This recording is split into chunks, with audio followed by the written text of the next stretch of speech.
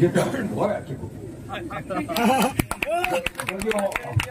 না না, আরে ভাই শোনো না, অমিত শাহ যে জিনিসটা দিয়ে রেখেছে আমার কাছে, আমার ড্রাইভার যারা থাকে একটা সেকেন্ডে 120।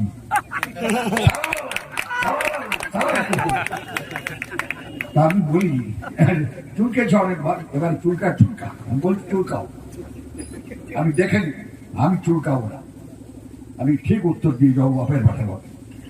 আমি আপনাদের কাছে বলি,